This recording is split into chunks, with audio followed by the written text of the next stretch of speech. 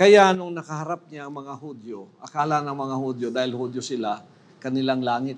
Pero nakaharap niya, sabi niya na, ibang tatay niyo eh. Kung tatay pa ninyo ang Diyos, hindi niyo ako papatayin. Pero ibang tatay niyo eh. Si Satanas ang tatay niyo. Basahin mo yun. Opo, Pastor, sa John 8, pasimula sa 37 po, Pastor.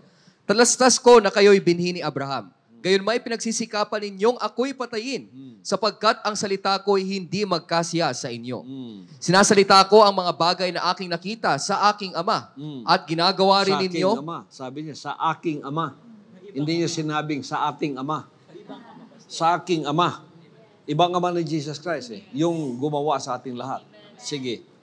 At ginagawa rin ninyo ang mga bagay na inyong narinig sa inyong ama. O inyong ama. Iba yung ama nila eh. Aking ama. Inyong ama. Sabi niya sa mga Hudyong relihiyoso. O yung Hudyong relihiyoso, kala nila, ang ama nila, yung gumawa ng langit at ng lupa. Ng mga panahong yun pala, hindi. Kasi hindi nila natalastas at naunawaan itong sinasabi ko ngayon. Nang tatay nila si Satanas, kaya nabulag sila. Kala nila, relihiyoso sila. Ang Diyos ang kanilang tatay. Hindi. Kaya binuksan ni Jesus Christ ang kanilang mga mata. Tulad ng pagbubukas niya sa atin. At sinabi niya ito. Sila'y nagsisagot at sa kanya'y sinabi, si Abraham ang aming ama. Oo. Si Abraham ang aming ama. Oo. Sa kanila'y sinabi ni Jesus, kung kayo'y mga anak ni Abraham, ay gagawin ninyo ang mga gawa ni Abraham. Datapwat ngayo'y pinagsisikapan ninyong akong patayin, na taong sa inyo'y nagsasaysay ng katotohanan. Na aking narinig sa Diyos, ito'y hindi ginawa ni Abraham. Sige. Ginawa ninyo ang mga gawa ng inyong ama. Oh, inyong ama. Hindi niya sinabing ating ama. Sige. Sinabi nila sa kanya, hindi kami inaanak sa pakikipaapid. May isang ama kami, ang Diyos. Pero pag sabi niya gano'n, ginagawa ninyo ang mga gawa ng inyong ama. Sinabi nila sa kanya, hindi kami inianak sa pakikiapid. So hindi nakiapid ang nanay namin. Ha? May isang ama kami, ang Diyos, sabi nila. So, tingnan mo pagkabulag. Ngayon, ang mga nasa church, gano'n din eh. No, ang ama daw nila, ang Diyos. Sinong unang umangkin niya? Ang mga Hudyo. Kasi sila pinanganak kay Abraham.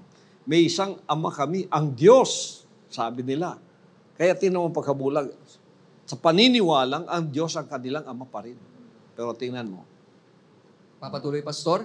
Sinabi sa kanila ni Jesus, kung ang Diyos ang inyong ama, ay inyong iibigin ako. Sinabi sa kanila ni Jesus, kung ang Diyos ang inyong ama, ay inyong iibigin ako. Tingnan ninyo. Kung tayo, pareho tayong ama, magkakaibigan tayo, di ba?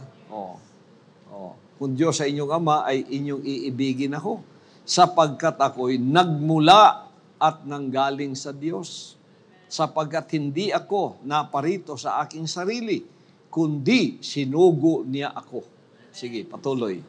Bakit hindi ninyo na pag-uunawa ang aking pananalita? Bakit hindi nila naintindihan ang kanyang sinasabi?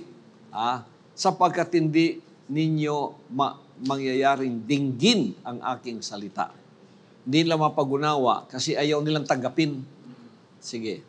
Kayo'y sa inyong amang Diablo. Ayun. Pinakilala na sa kanila ang kanilang amang Diablo. Hindi sa laman yon sa espiritu na pumasok sa kanilang serpent seed. Kayo'y sa inyong amang Diablo at ang mga nais ng inyong ama ang ibig niyong gawin. Siya isang mamamatay tao buhat pa ng una at hindi nananatili sa katotohanan sapagkat walang katotohanan sa kanya. Pag nagsasalita siya ng kasinungalingan, ay nagsasalita siya ng saganang kanya sapagkat siya'y isang sinungaling at ama nito. Di ba pinagsinungalingan sila? Na akala nila ang Diyos ang ama nila. Pagkatapos siya pala, yun ang kasinungalingan niya. Pero pinakilala ni Jesus Christ ngayon kung sino ang kanilang ama sa Espiritu. Ang inyong ama ay ang Diablo. Ngayon, ako nagsasalita ngayon, in the stead of my Father who is the begotten Son 2,000 years ago, at siyang ama natin sa Espiritu ngayon na nananahan sa anak. So, kung iniibig ninyo ang anak, isang ama natin. Kaya papasok kayo sa kasunduan, natutuparin natin ang kanyang mga sinabi. Pero, pag kayo ay namumuhay sa akin, pareho kayo ng mga Hudyo, no? Relihiyoso kayo, pero kayo'y bulag at hindi nyo alam kung sinong ama nyo sa Espiritu.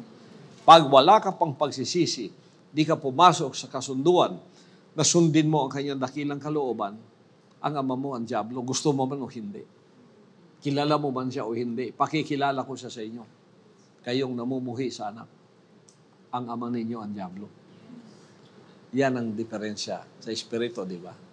So, tinutuwid natin yung mali na yan.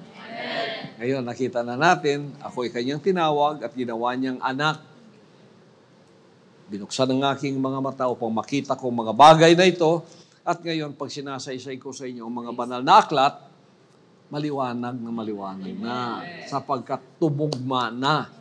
At ito ay naging katawang tao na. Di naunawaan na natin. Kaya ito ko'y narito bilang hinirang niya upang isiwalat ang kanyang mga salita at kayong maging mga anak niyang iniibig ninyo ang hinirang na anak. Isa ang ama natin. Amen. Si Jesus Christ. Amen.